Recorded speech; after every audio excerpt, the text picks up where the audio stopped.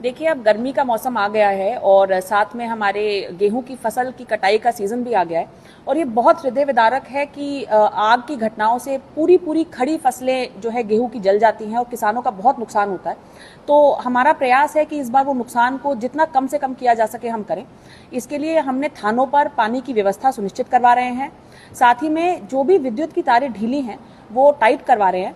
इसी के क्रम में मेरी प्रधान जी लोगों से निवेदन है कि कोई तार यदि आपको लगता है जिससे स्पार्किंग से फसल को नुकसान हो सकता है, अपने बीडीओ को अवगत कराएं और हम विद्युत विभाग के साथ समन्वय करते हुए उनको प्रायोरिटी पे उसको ठीक करवाएंगे।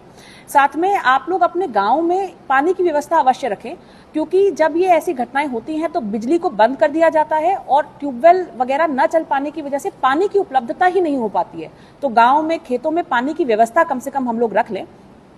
साथ ही में जितनी भी कंबाइन मशीनें हैं उनके साथ एक अग्निशमन यंत्र और साथ में बालू की बाल्टी को रखना अनिवार्य किया जा रहा है। तो आप भी इसको जरूर इंसिस्ट करें कि ये व्यवस्थाएं हो तभी कंबाइन मशीनें चलाई जाएं खेतों में।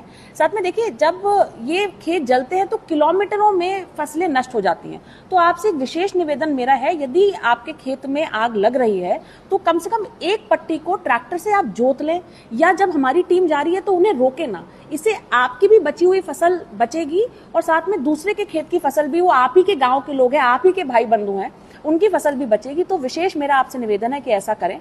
साथ में पराली, इस वक्त तो भूसे का वैसे भी बहुत डिमांड है, पर पराली आप बिल्कुल ना जलाएं। अगर आपको नहीं आवश्यकता है तो हमारा पंचायत विभाग मनरेगा की मजदूरी देकर वैसे भी उसको आपके खेत से उठवा लेगा, आपकी अगर परमिशन होगी।